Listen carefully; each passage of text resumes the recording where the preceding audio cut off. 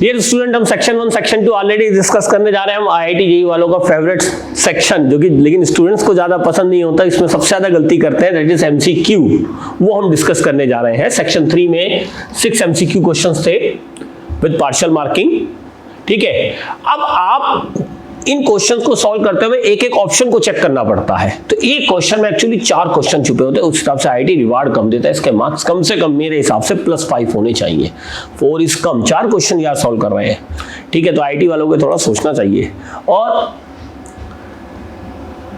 एक चीज ध्यान रखना, बड़े पेशेंस के साथ इन क्वेश्चंस को सॉल्व करना होता है। ठीक है, वो पेशेंस आप प्रीवियस ईयर के क्वेश्चंस को सॉल्व करके डेवलप कर सकते हैं। खासतौर से जिन स्टूडेंट्स को IIT नेक्स्ट ईयर देना है, वो IIT JEE के पिछले 10 ईयर्स में जितने MCQs आए, अगर वो उनको अच्छे से सॉल्व करें तो ना सिर्फ उनका एक पेशेंस डेवलप हो जाएगा, बल्कि एक हैबिट हो जाएगी कि IIT JEE के MCQs को कैसे हैंडल करना है। तो इस साल के आए हुए MCQs को हम एक एक करके डिस्कस करेंगे। जो सबसे पहला हमारा ये क्वेश्चन आप देख रहे हैं, ये रोटेशन का क्वेश्चन था, बेसिक क्वेश्चन था। ठीक है, तो ये कह रहा है कि horizontal force is applied at the centre of cylindrical object. ठीक है, और ये 4 ऑप्शन है। पहले हम इसकी जरा फोर्सेस वगैरह बना लें, फिर देखेंगे एक एक ऑप्शन करके हमें इसको कैसे सॉल्व करना है। देखो, यहां पर क्वेश्चन में कहा गया है कि रोलिंग हो रही है। जितनी भी क्वेश्चन सॉल्व होने हैं उसमें एक इंपॉर्टेंट पॉइंट था, हमें रोलिंग कंडीशन के लिए इस प्रॉब्लम को सॉल्व करना है। तो फोर्स ऐसे लग रहा है तो फ्रिक्शन फोर्स ऐसे होगा। ठीक है, इसका एक्सेलरेशन हम A मान लें और ये एंगुलर एक्सेलरेशन में अल्फा मान लेता हूं। क्वेश्चन में कहा गया रोल कर रहा है, तो मैं इस पॉइंट को P कह लूं, जो कि मेरा IOR होगा। तो AP is equal to A minus R alpha is equal to 0, then A is equal to R alpha, right? अब यहां पर मुझे फ्रिक्शन फोर्स और फोर्स की वैल्यू चाहिए इन टर्म्स ऑफ F के टर्म में। तो फ्रिक्शन फोर्स और इन सब में रिलेशन निकालने के लिए अल्फा निकालना बड़ा आसान है। या बोटर एक तो फोर्स इक्वेशन हम लिख सकते हैं, F minus F, force equation of cylinder. अब एक दूसरा आता है टॉर्क इक्वेशन। जब रोलिंग ऑन ग्राउंड होती है तो आप लोग जानते हैं टॉर्क के लिए हमारे पास 2 सुटेबल पॉइंट है, एक F और एक पॉइंट P। तो मैं पॉइंट P पे एक ऑब्जर्वर लूंगा, इसको जो सूडो फोर्स दिखेगा इसके एक्सेलरेशन क्या, क्योंकि इस पॉइंट का एक्सेलरेशन होता है R ओमेगा स्क्वायर ऐसे, तो pseudo force FP M R omega square होगा और वो इसी पॉइंट से पास हो रहा है। तो इस P पॉइंट के अबाउट जब मैं यहां से पास होने वाली, इसे हम इंस्टेंटेनियस एक्सिस ऑफ रोटेशन भी कह सकते हैं, यहां से पास होने वाला एक्सिस, राइट? क्योंकि इस पॉइंट P की वेलोसिटी क्या है, 0 है, क्योंकि ये रोल कर रहा है। This is the rolling condition जो हमने यूज की है। तो इस P पॉइंट से मैं टॉर्क इक्वेशन बनाऊं तो मेरी टॉर्क इक्वेशन आएगी F into R is equal to IP alpha, जहां IP की वैल्यू होगी IC plus MR square alpha. तो यहां से अल्फा की वैल्यू आ गई FR upon IC plus MR square, right? और A की वैल्यू क्या है, देखो A की वैल्यू है R अल्फा, तो A विल बी, और R स्क्वायर से मैं इक्वेशन में डिवाइड कर रहा हूं, R से मल्टीप्लाई करा और R स्क्वायर से डिवाइड कर दिया, तो IC by R square plus M। अब फ्रिक्शन निकालना है। फ्रिक्शन निकालने के 2 मेथड है। पहला, मैं इस A की वैल्यू को यहां पुट कर दूं और F को सॉल्व कर दूं, पर एक और मेथड भी है टॉर्क से ही। देखो एक इंटरेस्टिंग चीज तुम्हें सिखाने वाला, मैं यहां टॉर्क से फ्रिक्शन निकालूंगा और मैं सेंटर से टॉर्क इक्वेशन बना लूं तो F into R will be equal to IC alpha. ठीक, तो F की वैल्यू हो जाएगी, R से यहां डिवाइड करना है, तो यहां से मेरा F की वैल्यू क्या हो जाएगी, IC by R into alpha, और अल्फा की वैल्यू ये है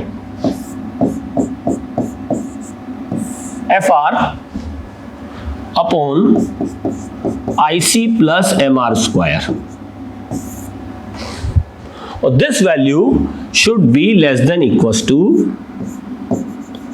म्यू mg। ठीक है, तो ये हमारे इंपॉर्टेंट कुछ फैक्टर्स कैलकुलेट हो गए, जिनको हम नोट कर लें। ऊपर वाली जरा मैं कैलकुलेशन थोड़ा हटा दूं ताकि हम अब इस तरह से हमें बेसिक पहले इक्वेशन सेटअप करनी पड़ती है इस तरह के क्वेश्चंस में। अब इन इक्वेशंस की हेल्प से अब वो जो कहना चाह रहा है अलग अलग पार्ट वो सॉल्व होंगे। फ्रिक्शन की वैल्यू mg से ज्यादा हो नहीं सकती क्योंकि यहां पे नॉर्मल रिएक्शन की वैल्यू mg आएगी, y डायरेक्शन में और कोई फोर्स है ही नहीं। ठीक है, तो जरा देखें अब ये क्या कह रहा है। देखो कुछ तो कहते हैं, हर क्वेश्चन कुछ इंपॉर्टेंट पॉइंट लिए हुए होता है। For the same f the value of a does not depend whether cylinder is solid और होलो। जरा देखो, बिल्कुल करेगी। आईसी की वैल्यू अलग अलग होगी। अगर हम आईसी को लिखें तो आईसी की वैल्यू mr² होगी शेल के लिए और आईसी की वैल्यू mr²/2 होगी सिलेंडर के लिए। तो ए ऑप्शन करेक्ट नहीं हो सकता। For a solid cylinder the maximum possible value of A is 2 μmg। और यहां पर एक वर्ड छुपा हुआ है, इन रोलिंग कंडीशंस, कि रोलिंग कंडीशंस को हमें सेटिस्फाई रखना है तभी, वरना तो एफ इन्फिनिटी लगा दो। तो ये जो ए की मैक्सिमम वैल्यू कह रहा है रोलिंग कंडीशन करते हुए कह रहा है, तो ठीक है। देखें वो पहले हमें ए की मैक्सिमम वैल्यू चाहिए तो एफ की मैक्सिमम वैल्यू चाहिए होगी। अगर मैं इस कंडीशन से आऊं तो ये वैल्यू बता रही है, इस वैल्यू को जरा ध्यान से देखो, तो यहां से इस इक्वेशन की मैक्सिमम वैल्यू μmg हो सकती है। तो यहां से हम एफ की मैक्सिमम वैल्यू निकाल लेते हैं। तो एफ मैक्स कितना आ जाएगा मेरा, μmg into IC plus mr²। और ये हमें किसके लिए देखना है, सिलेंडर के लिए, और सॉलिड सिलेंडर के लिए होता है mr²/2। तो 3mr²/2 हो जाएगी ये वैल्यू। ठीक है, और डिवाइड बाई आईसी यानी mr²/2। तो एफ मैक्स कितना आ गया, 3 μmg। और यहां से हम ए मैक्स निकाल लेंगे, ये हो जाएगा f divide by IC value mr²/2 put कर दो, तो 3/2 m बचेगा। Put IC equal to for cylinder. ये वैल्यू पुट करी तो वैल्यू कितनी आ जाएगी, 2 μmg। ठीक है, तो इसका मतलब हमारा एक पार्ट और सॉल्व हो गया जिसका आंसर कितना आया, 2 μmg। इस कैलकुलेशन को जरा हटा ले, अब नेक्स्ट पार्ट को देखना होगा। बस यही देखो, एक एक पार्ट करके सॉल्व करना यही टाइम लेता है, इसी के लिए स्पीड और प्रैक्टिस चाहिए। The magnitude of friction force on the object due to ground is always μmg। ये तो गलत है, स्टैटिक फ्रिक्शन है, मैक्सिमम वैल्यू μmg है। राइट, देखो एफ पे डिपेंड कर रहा है, एफ की अलग अलग वैल्यूज के लिए ये वैल्यू अलग आएगी। हाँ, मैक्सिमम वैल्यू mg हो सकती है। For a thin walled hollow cylinder F acceleration a की वैल्यू कह रहा है थिन वॉल के लिए, तो बहुत आसान है। इसीलिए देखो जो पहले क्वेश्चन था हमने उसकी कुछ इक्वेशंस बना ली ताकि वैल्यूज रख के इसको सॉल्व कर सके। Thin wall shell, cylindrical shells, thin. तो आईसी की वैल्यू में क्या पुट कर दूं, mr²। तो यहां से ए की वैल्यू क्या आ जाएगी, f/2m। यानी ये लास्ट वाला ऑप्शन भी करेक्ट हो गया। तो मेरा आंसर्स क्या हो गए, बी एंड डी। ठीक है, अब चलते हैं नेक्स्ट क्वेश्चन पे।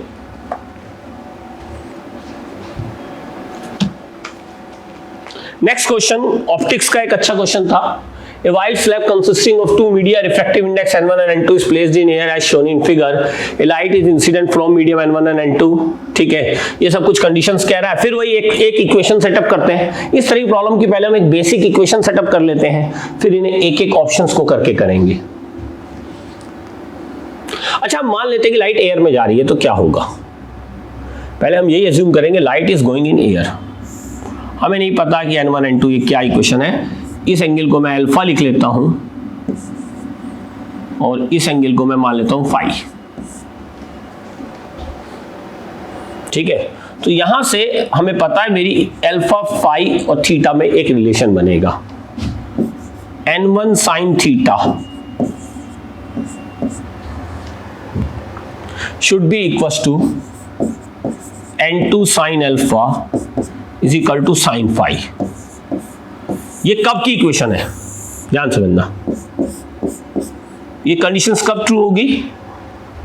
अगर light going in air, light finally air में जा रही है,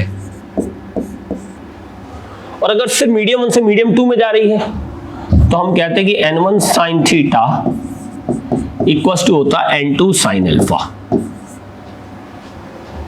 क्योंकि TIR हो जाता तो फाई आता ही नहीं, फिर तो ये अल्फा एंगल पर यहां से रिबाउंड हो जाती है, और अगर यही TIR हो जाता तो ये ऐसे डॉटेड में चली जाती है, एंगल थीटा आता है, अल्फा का मतलब ही नहीं था।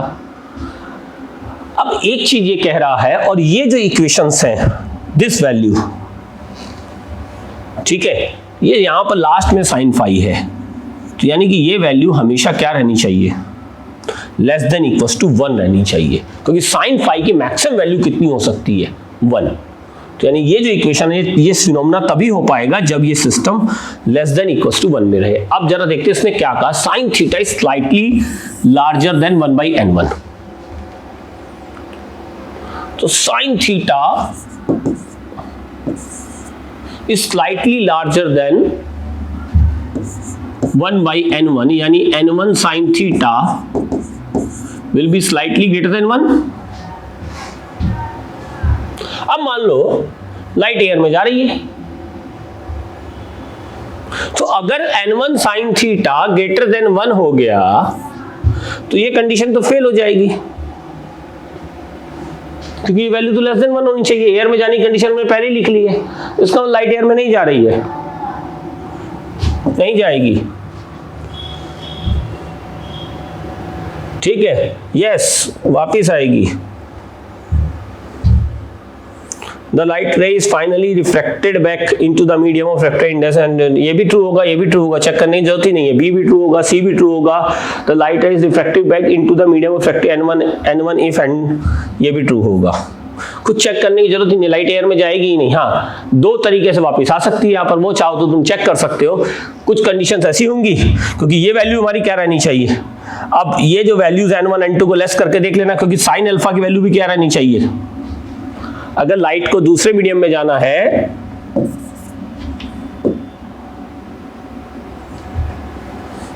तो साइन अल्फा जो कि n1 sin theta by n2 है, it should be also be less than equals to 1 होना चाहिए, तभी लाइट दूसरे मीडियम में जा पाएगी। लेकिन उस मीडियम में जाने की बात ही नहीं कह रहा है, वो तो कह रहा है कि एयर में जानी चाहिए। चाहे अब एयर में 2 तरीके से वापस आ सकती है, हो सकता है कि यहीं से वापस आ जाए, एक केस ये भी हो सकता है और एक केस ये भी हो सकता है कि यहां से वापस आ जाए, तो हमें वो चेक करना ही नहीं है इस क्वेश्चन में। तो बी भी सही है, सी भी सही है और डी भी सही है, ठीक है। n2 = 1, n2 को भी एयर बना दे रहा है, तो यहीं से लौट आएगी, तो इसका आंसर क्या हो गया, बी सी डी। तो हम कितने आसानी से हमने इस क्वेश्चन को सॉल्व कर ले। तो इन तरह के क्वेश्चन को सॉल्व करने का तरीका क्या है, एक इक्वेशन सेटअप करो। अगर तुमने उस क्वेश्चन की एक इक्वेशन सेटअप कर ली तो तुम आसानी से क्वेश्चन को सॉल्व कर ले जाओगे। ए particle of mass m.2 kg is at rest. अच्छा देखो, तो यहां पर भी जरा एक इक्वेशन सेटअप करनी पड़ेगी, जरा एक सिस्टम बना ले।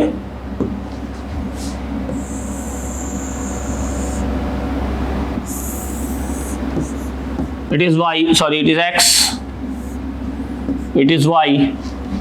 ये एक पार्टिकल दिया गया इसमें m, जिसका मास है 0.2 kg, एक कांस्टेंट एक्सेलरेशन a दे रहा है, ठीक है। a की वैल्यू 10 है और माइनस l माइनस है, -10 -1 कॉमा से आ रहा है। ये क्वेश्चन सेटअप हो गया, ये ऐसे चलेगा क्योंकि a यहां पर हमें क्या दिया गया है, 10i कैप, ठीक है। The particle arrives at point x = L, y = -h at time 2 second. तो यार 2 सेकेंड में इसका डिस्प्लेसमेंट कितना होगा, डेल्टा x, ½ a t²। यानी हाफ इंटू 10 इंटू 4 20 मीटर। तो यहां से अगर मैं 20 ऐड कर दूं तो हम इस P पॉइंट से चलें और हम इस S पॉइंट पे पहुंच जाएंगे, जिसका पोजीशन वेक्टर मान लो फाइनली R है और इनिशियल पोजीशन वेक्टर कुछ R नोट है। तो इस S के कोऑर्डिनेट अब क्या आने वाले हैं, Y तो चेंज हो नहीं रहा है, तो ये हो जाएगा 20 ऐड कर दो तो 10, -1। तो ये सही हो गया हमारा option. Tau is equal to 2K torque when particle is at point this into this. Okay, बहुत आसान है। तो फोर्स F नेट कितना होगा इस पे, ma वेक्टर में लिख लेते हैं। मास है 0.2, it is 0.2 kg and A is 10, तो ये हो गया 2I cap. Torque R cross F, या तो वेक्टर में सॉल्व करें, होता है F force into perpendicular distance into n cap. दो फार्मूले पढ़े यहाँ पर, ये सिंपल सा फार्मूला, दिस इज D क्योंकि फोर्स ओरिजेंटल है और D is nothing but the Y coordinate. और यहाँ पे हमें सिर्फ इस फार्मूले में ये दोनों अब सिर्फ मैग्नीट्यूड बचते हैं, या तो आप R क्रॉस F से सॉल्व कर लो एन कैप, और इसमें इस मेथड में n cap right hand rule, this is I, this is J। तो ये R क्रॉस F ऐसे देखोगे तो थंब ऐसे बाहर आ रहा है, यानी कि टॉर्क की डायरेक्शन होगी K कैप। ये सिंपल सा फार्मूला लग जाएगा, F इंटू D, फोर्स का मैग्नीट्यूड कितना है 2 और D is equal to Y। ठीक है, -1 पर मैग्नीट्यूड वाइज ये कितना होगा, अगर हम Y कोऑर्डिनेट का में सिर्फ मैग्नीट्यूड लेना तो ये डिस्टेंस 1 हो गई, तो ये हो गया 2 into 1 into direction I K cap. तो एक ऑप्शन और हमारा सही हो गया इसमें। L is equal to 4K, L is angular momentum. तो एंगुलर मोमेंटम के लिए मुझे यहां पर चाहिए होगी वेलोसिटी, तो V is equal to A delta T, A था 10 टाइम था 2, तो V आया 20, अगर वेक्टर में लिख ले तो 20I कैप। तो इसका लीनियर मोमेंटम 0.2 से मल्टीप्लाई करेंगे तो 4I कैप। इन SI सारा डेटा हमारा SI यूनिट में दिया हुआ है, तो 4I कैप आ जाएगा। तो L सेम फार्मूला होता है R क्रॉस P, बस F की जगह P तो लेना है, P into D into n cap, vector का बेसिक फार्मूला। और परपेंडिकुलर डिस्टेंस यहां पर फिर से 1 है और एन कैप फिर से वही आ गया, तो ये 4K कैप।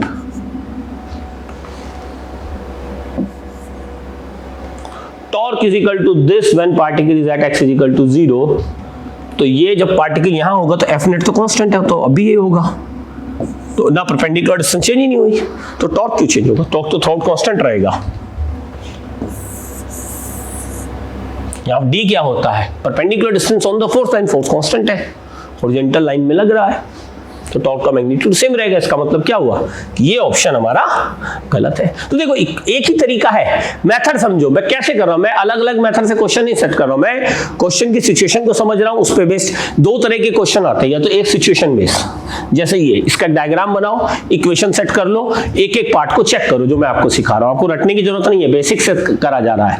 दूसरा मेथड कुछ थ्योरेटिकल क्वेश्चन आएंगे कॉन्सेप्ट बेस्ड, तो उसमें हमें थ्योरी या अलग अलग कॉन्सेप्ट्स को यूज करना होता है। दूसरा ये एक इक्वेशन बेस्ड क्वेश्चन है, एक पर्टिकुलर सिचुएशन बेस्ड, जिसमें एक सिचुएशन होगी, उसकी इक्वेशन सेट को हमें सेट करके एक एक पार्ट को सॉल्व करना पड़ता है, तो थोड़े से लेंदी हो जाते हैं।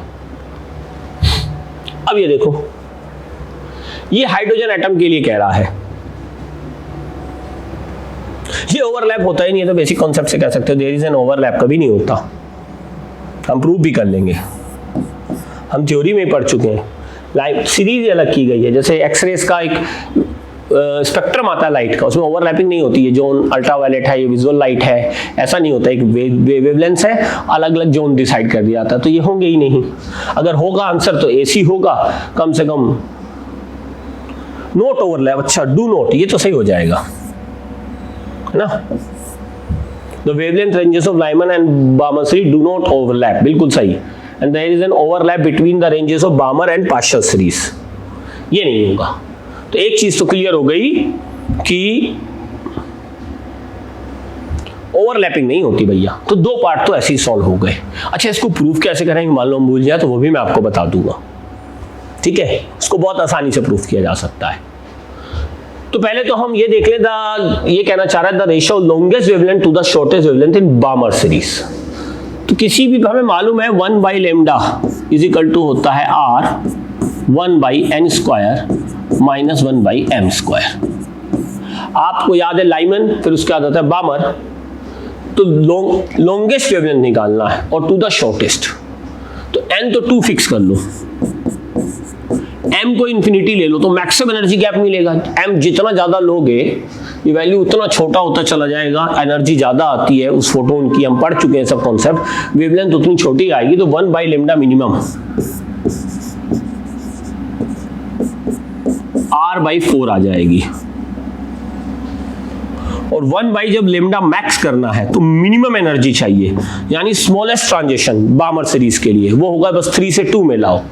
तो यानी r 1 बाई 2 यानी 4 minus 1 by 9 r 9 minus 4 5 by 36।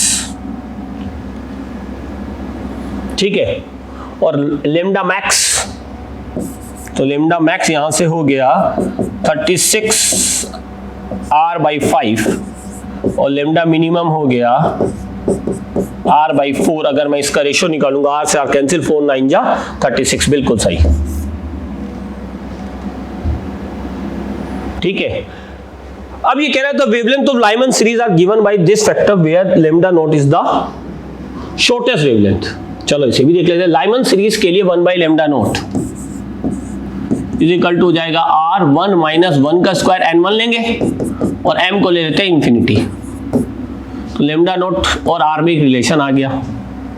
और एक general 1 by lambda not is equal to r 1 by 1 square minus 1 by m square. r की वैल्यू यहां से क्या आ रही है 1 बाई लेमडा नॉट, तो 1 by lambda not 1 minus 1 by m square. जो ऑप्शन था वो ये गलत हो गया, तो ADR करेक्ट। अच्छा ये कैसे चेक करते हैं कि जैसा मैं ये चेक कर रहा है there is an overlap wavelength Balmer and Paschen. देखो ये लाइमन है, एक ये लेमडा मैक्स से शुरू होकर इसका एक लेमडा मिनिमम होगा। वेवलेंथ का अगर हमें डिक्रीजिंग ऑर्डर बनाएं तो एक लेमडा मैक्स होगा, एक लेमडा मिनिमम होगा। ऐसे ही अब ये हमने निकाला ही है।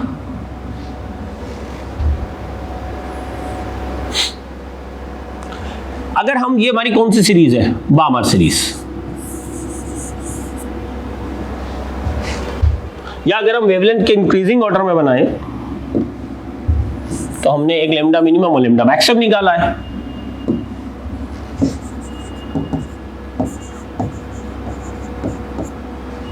तो ये एक पर्टिकुलर रेंज होगी ग्राफ में। अगर मान लो मैं ग्राफ प्लॉट कर रहा होता, लेट से कोई भी एक इंटेंसिटी मान लेता, लेट से कि सब वेवलेंथ की इंटेंसिटी आई सेम है और ये वेवलेंथ जोन है, तो हर वेवलेंथ की अगर इंटेंसिटी सेम है, जैसे जो हमारा ब्लैक बॉडी रेडिएशन होता है उसमें तो सेम होती ही नहीं, तो ये आई वर्सेस लेमडा ग्राफ कैसा होता है, ऐसे होता। लेट से कि इंटेंसिटी सेम है, हर वेवलेंथ का एक फोटोन निकला है, तो तुम कहते हैं कि लेमडा मिनिमम और ये लेमडा मैक्स आ गया। किसके लिए? बामर के लिए।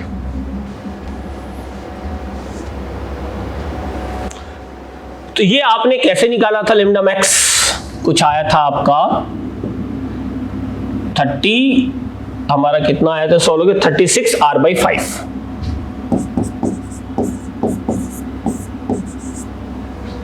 ठीक है, यहां हम डिनोट कर देते हैं। अब मान लो ये जो दूसरी वेवलेंथ शुरू हुई, इसका भी तो एक लेमडा मिनिमम आएगा और एक लेमडा मैक्स आएगा। इसको भी इसी आई लेमडा ग्राफ पे ले आते हैं। अगर आ रहा होगा तो ओवरलैपिंग बनेगी। तो इसका लेमडा मिनिमम के लिए n कहां से शुरू होगा? बामर के लिए अगर n2 है तो पार्शियन के लिए n शुरू होगा 3 से। अच्छा 36 r बाई 5 है ये, ठीक है, तो अप्रॉक्स कितना हो गया ये 5 7 जा 35 और 5 2 जा 10। और n इज इक्वल टू 3 लोगे तो 1 बाई लेमडा मिनिमम, m को इंफिनिटी लेना पड़ेगा, r इंटू 1/9।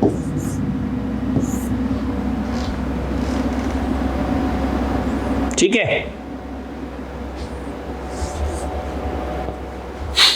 m तो इंफिनिटी लोगे तो ये लेमडा मिनिमम कितना आएगा यहां से,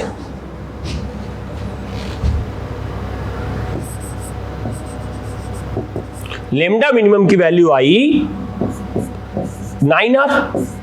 तो ये जो आपका ग्राफ था ये 7.2r पे खत्म हो गया था, एक वैल्यू r/4 से स्टार्ट हुआ था। देखो अब अगला ग्राफ कहां से शुरू हो रहा है, अगला ग्राफ शुरू हो रहा है 9r से, आगे तक जाएगा, एक मैक्सिमम तो और ज्यादा आएगी, मिनिमम ही आ रहा है तो ओवरलैप नहीं करती। ये कॉन्सेप्चुअल भी है, इतना सॉल्व करने की जरूरत नहीं थी। हाँ, अगर कभी हम भूल जाएं सब चीजें तो फिर हमें एग्जाम में सॉल्व करनी पड़ती है। बेसिक पे था, हर ऑप्शन को हमें सॉल्व करने की जरूरत नहीं पड़ती।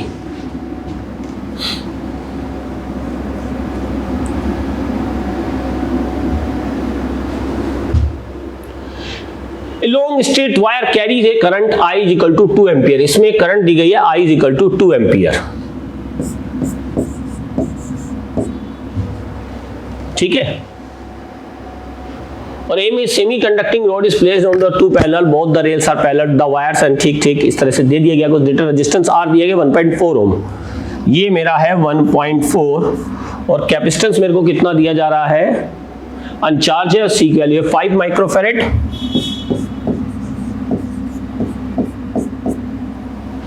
राइट, अब मुझे इसमें निकालना है the maximum current through this and this.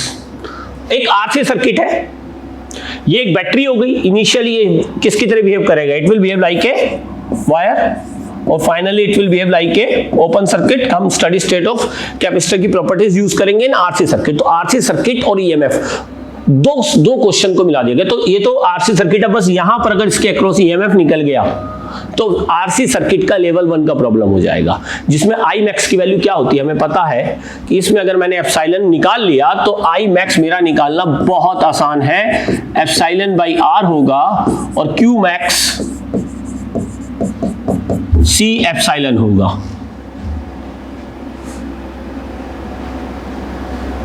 ठीक है, अब यहां पर R, अब एप्सिलॉन कैसे निकाले, एक छोटी सी ट्रिक यूज करनी है, एक कॉन्सेप्ट यूज करना है। तुम लोगों ने एक फेराडे लॉ पढ़ाया था, if there is no change in flux then net EMF, ये वर्ड याद रखना, नेट EMF। बहुत सारे लोग EMF 0 बोल जाते हैं, गलत। If there is no change across a loop then the net EMF, ये नेट वर्ड फिर से ध्यान दे रहा हूं बच्चा, बहुत छोटा सा है लेकिन इंपॉर्टेंट वर्ड है, then the net EMF across the loop will be 0। इसी कॉन्सेप्ट का मैं यूज करूंगा इस प्रॉब्लम को सॉल्व करने में। देखो कैसे, मैंने इसको एक लूप बना दिया पूरा, क्योंकि कर्व वायर के अक्रॉस इंटीग्रेशन करना पॉसिबल नहीं है। BLV फार्मूला जो हमने सीखा था वो तभी लगता है एक रोड में EMF निकालने के लिए, या BL इफेक्टिव जब अगर रोड स्ट्रेट होती और B यूनिफॉर्म होता है तो B वेरिएबल है। अब ये I करंट तुमने मान ली, B तो वेरिएबल है। अब इसके अक्रॉस एलिमेंट मान के इंटीग्रेशन करना टिपिकल है, अगर एक छोटा सा कॉन्सेप्ट यूज कर ले, और ये बड़ा अच्छा, ये फेराडे लॉ का बहुत बढ़िया उन्होंने आपसे कॉन्सेप्ट यूज कराया।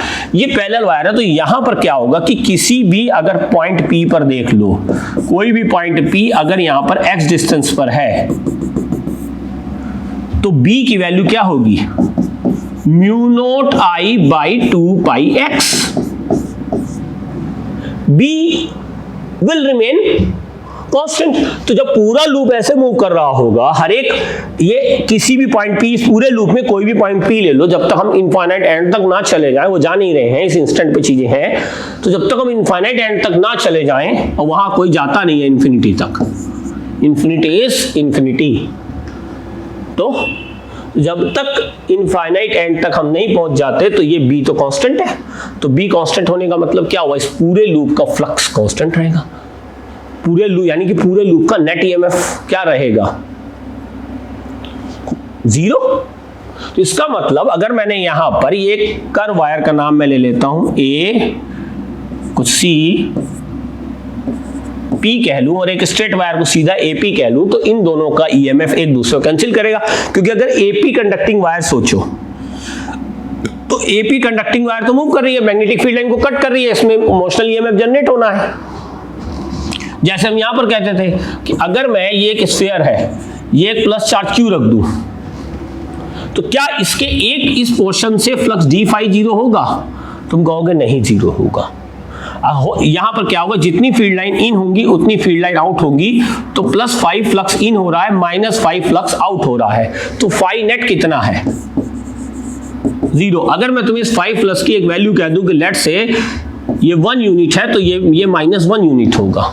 सिंपल सा कॉन्सेप्ट, वही कॉन्सेप्ट यहां पर भी है, जबकि डी फाई यहां पर क्या है, डी फाई 0 नहीं है। ऐसे ही यहां पे नेट ईएमएफ 0 है, लेकिन इंडिविजुअल वायर, अगर मैं curve wire AP, straight wire AP और curve wire ACP, curve wire का नाम मैं क्या ले रहा हूं, एसीपी, तो उसमें ईएमएफ 0 नहीं होगा। तो स्ट्रेट वायर में ईएमएफ निकालना बहुत आसान है, यही मैं यहां पर यूज करने जा रहा हूं। देखो, तो यहां पर एक छोटा सा एलिमेंट ले लो dx डिस्टेंस का, मैं स्ट्रेट वायर का ईएमएफ निकाल देता हूं। तो एप्सिलॉन विल बी इंटीग्रेशन, इन सारे छोटे छोटे वायर्स के ईएमएफ को हमें जोड़ना पड़ेगा। अब इस छोटी सी लूप में तो ये x डिस्टेंस पे b को मैं कांस्टेंट मान सकता हूं ना, यहां पर ये डिस्टेंस भी x है ऐसे, और ये हमारे मेरा पैरामीटर है a, जिसकी वैल्यू कितनी है 1 सेंटीमीटर, और इसको मैं कह लेता हूं b पैरामीटर, जिसकी वैल्यू है 4। तो limit a to b LV, BLV formula तब लगता है जब लेंथ में B कांस्टेंट हो, यहां तो इस dx लेंथ में तो B कांस्टेंट मान ही सकते हैं, तो B dx, यानी ये म्यू नॉट I V/2 बाहर आ जाएगा, integration dx/x limit a to b, तो epsilon will be mu not I/v into 2 pi ln4 को आप लिख सकते हो 2 ln2, ये आएगा ln b/a, और b is 4, a is 1, centimetre cancel हो जाएगा, उसको 2 ln2 लिख लेंगे, तो एप्सिलॉन की वैल्यू हो जाएगी mu naught IV by pi ln2। अब सिर्फ मुझे क्या करना है, यहां पर ये वैल्यूज रखनी है। B ऐसे है,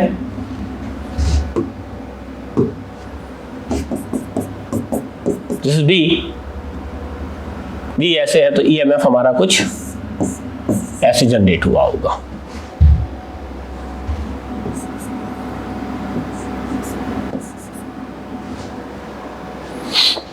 तो अगर हम इन वैल्यूज को पुट कर दें, तो इस क्वेश्चन में अब आप कैलकुलेशन कर सकते हैं, हमारा A और C will be correct answer.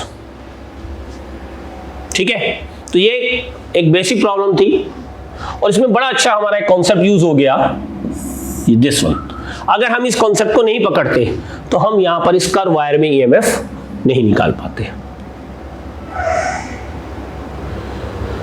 एक सिलेंड्रिकल ट्यूब, अच्छा यहां पर देखो इस सेटअप में क्या करा है कि एक फ्लूइड कंटेनर को एक्सेलरेट करा दिया, उसमें प्रेशर का फार्मूला पूछा, यानी कि जी इफेक्टिव कॉन्सेप्ट, जी इफेक्टिव कॉन्सेप्ट का यहां पर फंडा पूछा जा रहा है। ठीक है फ्रेंड्स, मैं बहुत जल्दी एक फिजिक्स का फंडा सीरीज ग्रेविटी चैनल में लॉन्च कर रहा हूं, आप उसे देखिएगा। तो उसमें मैं इस तरह के क्वेश्चंस को सॉल्व करने की बहुत सारी टिप्स एंड ट्रिक्स मैं उसमें डालूंगा, तो वहां से आप ये सब टिप्स एंड ट्रिक्स सीख सकते हैं। तो अगर हम इस क्वेश्चन को देखें, तो ये यहाँ पर A से ऐसे एक्सेलरेटेड है, तो हमें सबसे पहले इंपॉर्टेंट काम इस क्वेश्चन में जो होता है, ये बीटा कुछ नहीं, एक P2 माइनस P1 फैक्टर बना दिया है, तो इंपॉर्टेंट चीज है P1 माइनस P2 फैक्टर को निकालना। तो इसके लिए जरा मैं पहले ऐसे लाइन ड्रॉ कर लूं, एक इंटरमीडिएट पॉइंट ले लेते हैं 3, जिससे हम आसानी से जा सके। तो इसके लिए हमें जो फ्लूइड एक्सेलरेटेड होता है, तो जी इफेक्टिव का कॉन्सेप्ट ये कहता है, ध्यान से समझना, इसको हम कभी बाद में डिटेल में डिस्कस करेंगे। जी इफेक्टिव का कॉन्सेप्ट ये कहता है कि जी इफेक्टिव जो कि हमारा वेक्टर फॉर्म में G माइनस A से निकल जाता है, will become gravity, और this G effective play the role of gravity in fluid, और along the gravity जब जाओगे तो प्रेशर H, अगर G effective कांस्टेंट है तो H rho G से बढ़ेगा, और अगेंस्ट द ग्रेविटी जाओगे तो H rho G से माइनस होगा। ऐसे ही X डायरेक्शन में भी करना है, Y डायरेक्शन के लिए Y डेप्थ यूज होगी, X डायरेक्शन के लिए X, और दोनों डायरेक्शन में ग्रेविटी डेवलप हो जाती है। तो ये कंटेनर फ्रेम के एक सिंपल G इफेक्टिव की एप्लीकेशन है। तो मान लो मैं डाउनवर्ड डायरेक्शन को अगर मैं पॉजिटिव ले लूं तो G will become G J cap, मैंने ऐसे प्लस J कैप ले लिया, मैं ले सकता हूं, ऐसे मैंने प्लस I ले लिया, तो इस एक्सेलेरेशन के भी तो दो कंपोनेंट बन जाएंगे ये, और दिस इज एट 45 डिग्री। ठीक है, ये कितना एंगल दिया हुआ है हमें? This angle is given us 45।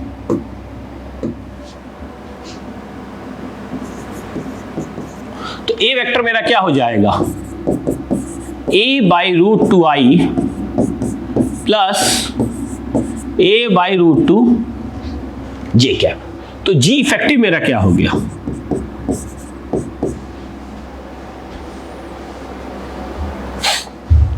Minus कर देते हैं, तो G minus a by root two i cap, sorry J cap,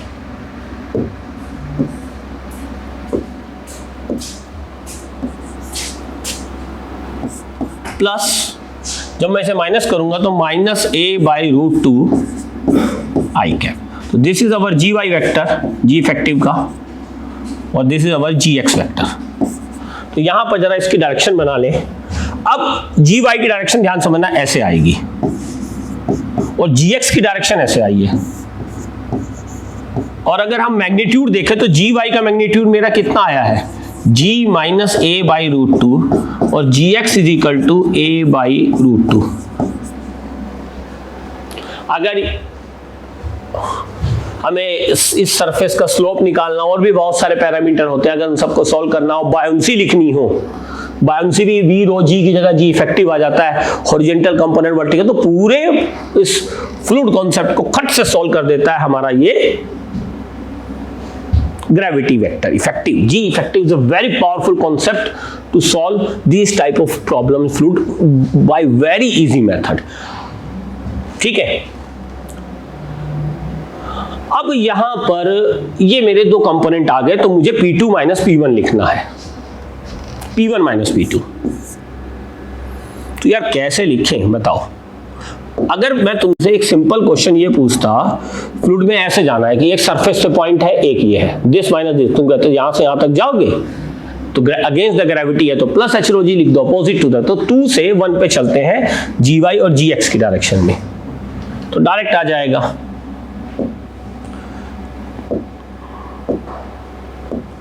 तो P2 P1 minus P2 equals to, यहां लिख लेते हैं जरा, P1 minus P2 equals to, देखो पहले ऐसे जा रहे हैं, ये एंगल 45 है तो ये एंगल 45 है, और ऐसे पहले जा रहे हैं। अब ये डिस्टेंस अगर d दी गई थी तो ये वर्टिकल डिस्टेंस भी d होगी और ये भी d होगी, हॉरिजॉन्टल तो d दी गई है, तो पहले तुम अगेंस्ट अलोंग द ग्रेविटी जा रहे हो, प्लस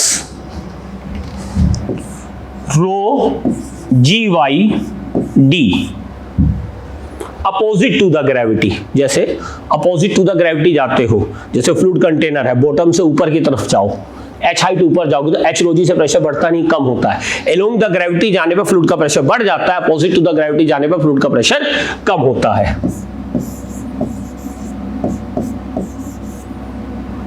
तो रो इंटू डी फैक्टर मेरा कॉमन आ जाएगा। जी वाई की वैल्यू क्या है? जी वाई इनमें सिर्फ क्या रखना है? मैग्नीट्यूड।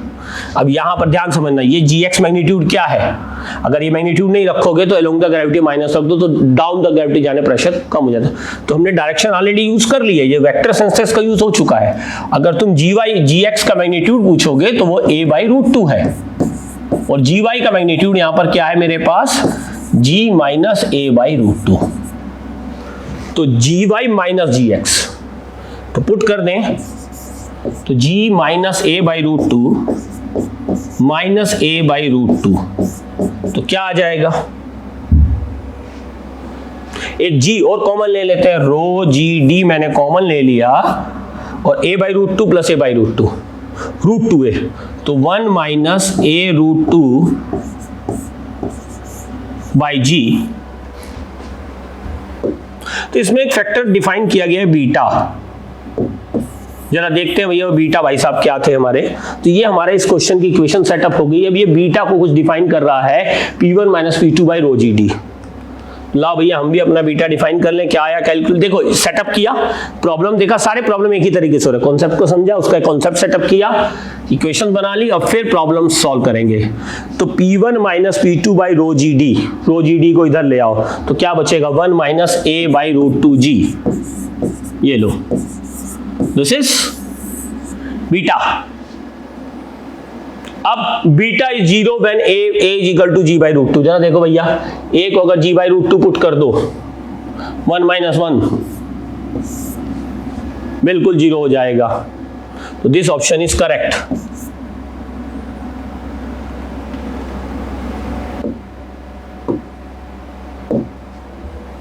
तो दिस ऑप्शन इज करेक्ट।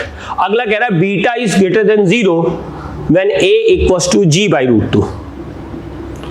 तो भैया a को जरा g by root two put करें। अगर मैं a को क्या पुट कर रहा हूं, g बाई रूट टू, तो g by root two put करने पर तो ये 0 हो जा रहा है, ये तो होगा ही नहीं सही,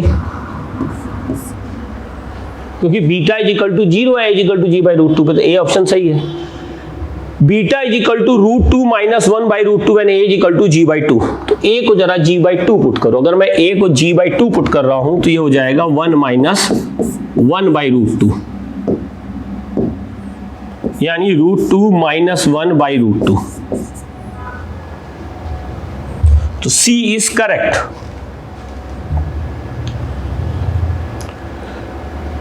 तो अगर C करेक्ट होगा तो D नहीं करेक्ट होगा, क्योंकि तो वैल्यूज पुट करनी थी। तो फाइनली हमारा लास्ट क्वेश्चन था जिसकी वैल्यू हमारी कितनी आ रही है, दो ऑप्शन हमारे करेक्ट हो गए A एंड C। तो इस तरह से हमारा जो IIT JEE का फेवरेट क्वेश्चन है वो का पैटर्न का जो पूरा जो हमने MCQ जितने भी थे हमने सब एनालिसिस कर लिया और सब में एक ही टेक्निक लगाई। जो मोस्ट इंपॉर्टेंट चीज मैंने आपको सिखाई, जो ज्यादातर टीचर नहीं बताते, बस वो सॉल्व कर देते, मेरा डिफरेंट तरीका, मैंने आपको क्या इंपॉर्टेंट चीज इसमें सिखाई है। और यही हमारी ग्रेविटी क्लासेस की खासियत है, यहाँ पर चीजें बहुत ही फंडामेंटल और बेसिक वे से सिखाई जाती है। तो यहाँ पर मैंने बेसिक क्या यूज किया कि हर MCQ का मैंने एक इक्वेशन को समझा, उसके कॉन्सेप्ट को समझा, एक इक्वेशन सेटअप की और उससे सॉल्व किया। यही टेक्निक आपको सीखनी और समझनी है। To solve the multiple choice more than one correct option आपको अगर सॉल्व करने हैं तो आपको ये सारे फंडे सीखने पड़ेंगे।